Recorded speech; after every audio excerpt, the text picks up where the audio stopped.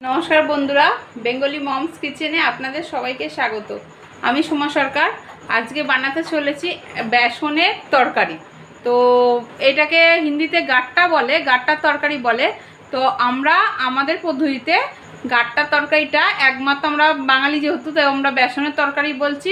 তো গাট্টাটা নিজেদের মতন করে বানিয়ে ফেলি, চলুন তাহলে দেখা যাক কেমন করে বানানো হয়। দেখুন, আমাদের বেসনের তরকারিটাকে বানানোর জন্য প্রথমে আমাদের বেসনটাকে মাখতে হবে। আটা যেমনি আমরা মাখি রুটি করার জন্য, সেমনি করে আমাদের বেসনটাকে মাখতে হবে আটার মতন করে। তো আমি এই যে দেখুন গণেশের বেসন নিয়ে নিয়েছি প্যাকেট করা। এখন বর্ষাকাল বন্ধুরা, প্যাকেট করা বেসনটাই ভালো হবে। তো আমি দেখুন বেসনটা মাখবো। এই যে নুন, হলুদ আর সাদা তেল দেবো, আর দেবো এই যে জিরে আর আদা বাটা। জিরে আর আদা বাটা দিয়ে বেসনটাকে মেখে নেবো। তাহলে চলুন আমরা বেসনটা আর জিরে আদাটাকে মেখে নিই, পেস্ট করে নিই। তাহলে চলুন আমরা বেসনটাকে মেখে নিই। এই যে আমাদের জিরে আদা বাটা পেস্ট হয়ে গেছে। এবার আমি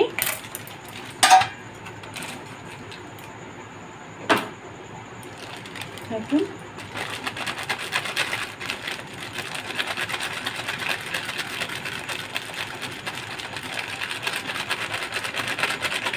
আপনাদের যতটা লাগবে আপনারা অতটাই পরিমাণ বেসন নিয়ে নেবেন। তো আমার এতটা বেসনে হয়ে যাবে।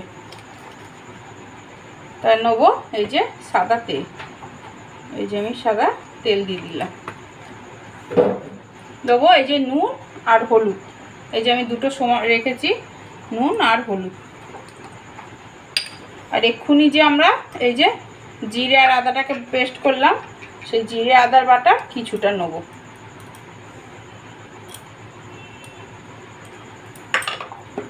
তো এটাকে আমাদের একটু করে ভালো করে মাখিয়ে অল্প অল্প জল দিয়ে মেখে নিতে হবে।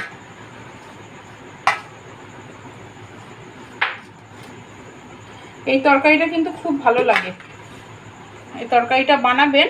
এই তরকারির চেয়ে এই যে আমরা যে বেসনটা মাখছি বন্ধুরা, এই বেসন মাখাটাও না এত সুন্দর হয় যে যখন আমরা এটাকে মেখে বয়েল করব, হ্যাঁ, তখন দেখবেন কি সুন্দর খেতে ভালো লাগে। বয়েলটাও না সেই ধোকলা হয় না, ধোকলা, সেই ধোকলার মতন লাগে। দেখুন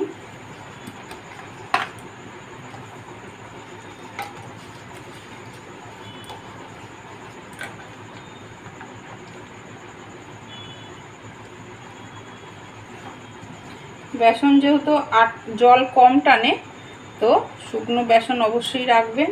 পুরো আটার মতন শুকনো শুকনো করে মাখতে হবে। দরকার পড়লে আবার একটু বেসন নেবেন, নিয়ে ভালো করে আটার মতন মেখে নেবেন।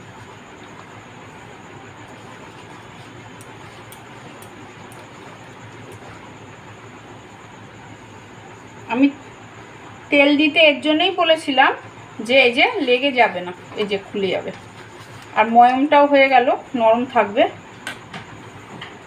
তো আমি বেসনটা ভালো করে মেখে নিই। দেখুন বন্ধুরা, এই যে আমার বেসনটা কিন্তু রেডি। এটা কিন্তু অল্প অল্প জল দিয়ে মাখবেন, বেসন তাড়াতাড়ি নরম হয়ে যায় যেহেতু ছোলার বেসন। আর একটু তেল দেবেন। তেল দিলে আমি একটু উপর দিয়ে তেল দিয়েছি, তেল দিলে দেখুন এই যে হাতে লাগবে না। এই যে মাখা হয়ে গেল। এবার আমি এটাকে সরিয়ে দেবো। সরিয়ে দিয়ে আমি ভালো করে আমি মুছেই নিয়েছিলাম যেহেতু এর মধ্যে করব। দেখুন এমনি করে লেচি বানাবে।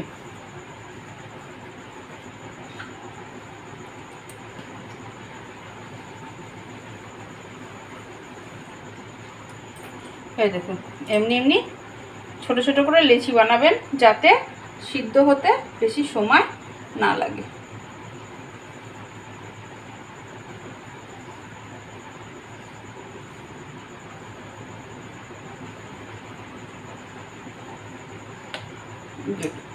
এই যে আমি এই দেখুন এমনি করে ছোট ছোট করে কেটে নেবেন। কেটে কেটে এক এক করে এই থালার মধ্যে আমি এখন তুলে রাখবো। এক এক করে সব বানিয়ে ফেলি। দেখুন বন্ধুরা, আমি আগেই এই যে গরম জল বসিয়ে দিয়েছি। আমার কিন্তু গরম জলটা ফুটে গেছে, কেন গরম জল হতে সময় লাগবে, তো আমি আটা মাখার সময় আস্তে করে গরম জল বসিয়ে দিচ্ছি। এই যে একটুখানি দিয়ে দেবো নুন। নুনটা আমি এই কারণেই দেবো যে এই গাটার মধ্যে তো নুন দিয়েছি, আর এই বয়েল করার সময় নুন দিতে হবে, কারণ এইটার মধ্যে নুনটা আমার ঢুকে যাবে, এই কারণেই দিয়েছি। এই দেখুন আমি এক এক করে সব বানিয়ে ফেলেছি। আর দেখুন তেল দিয়েছি বলে কারোর গায়ের সাথে কারোর লাগছে না, একটু তেলটা বেশি দেবে। এই যে আমি এক এক করে এবার ছেড়ে দিচ্ছি। আমার কড়াইটা যেহেতু ছোট, তাই জন্য আমি ছোট ছোট করে কেটেছি, আপনারা আপনাদের হিসাবে কাটবেন। এটা আর গায়ে লাগবে না, কেন তেল দেওয়া রয়েছে।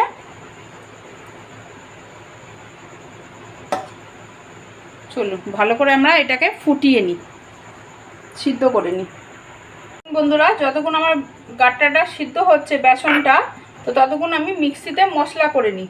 এই মশলার জন্য দেখুন এই যে শুকনো লঙ্কা লাগবে অল্প পরিমাণে আদা। আমার জিরে আদা বাটা একটুখানি রয়ে গেছে, তাই আমি অল্প আদা নিলাম রসুন আর এই যে পেঁয়াজ।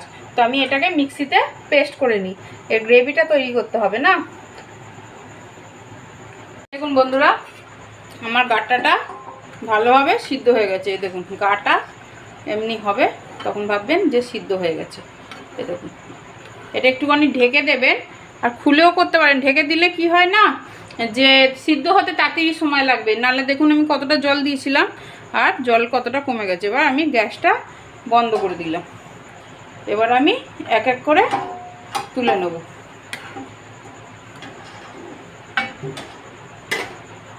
দেখুন বন্ধুরা, আমি এই যে এক এক করে সব তুলে নিয়েছি, আর এর জলটা কিন্তু ফেলবেন না।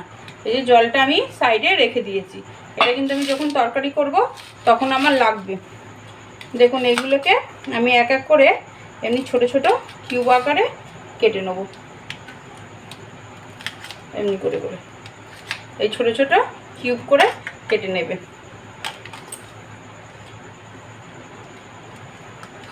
এই যে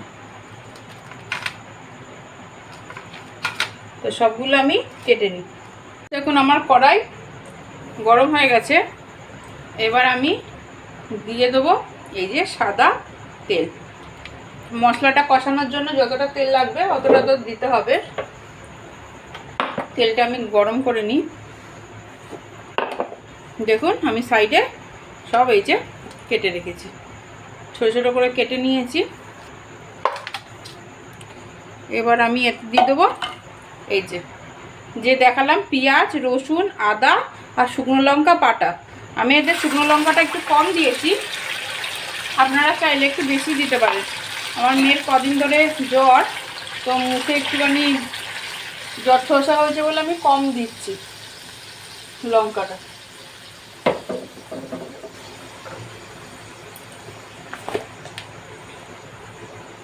দেখুন হলুদ,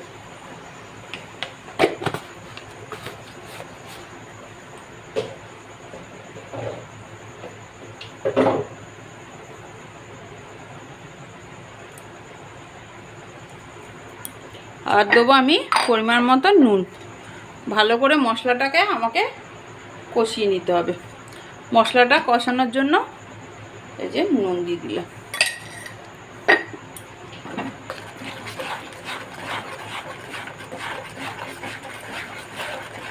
এই যে যতক্ষণ না মশলাটা নিজে তেল ছাড়বে, আদা রসুনের গন্ধ যত না থাকে, তো অতটা কষিয়ে নেবে।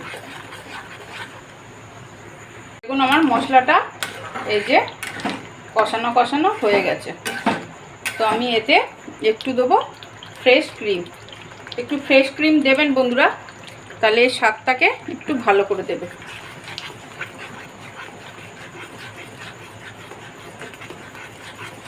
তো ফ্রেশ ক্রিম দিয়ে আমি ভালো করে নাড়িয়ে নিই।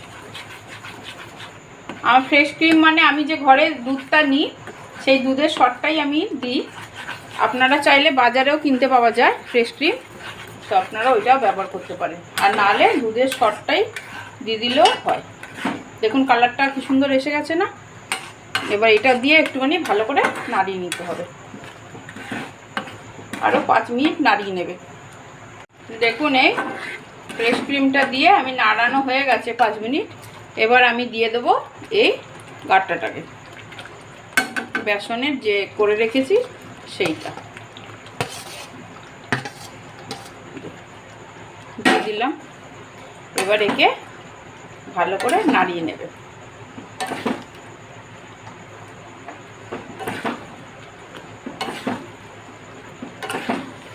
নাড়িয়ে নিয়ে আমি এই যে জলটা যে বয়েল করে রেখেছিলাম সেই জলটা ফেলবো না, এতেই এই জলটা দিয়ে দেবো। কেন এই জলের মধ্যেই তো আমার সব মশলাগুলো আছে, তো এই জলটা দিলে কোনো অসুবিধা নেই।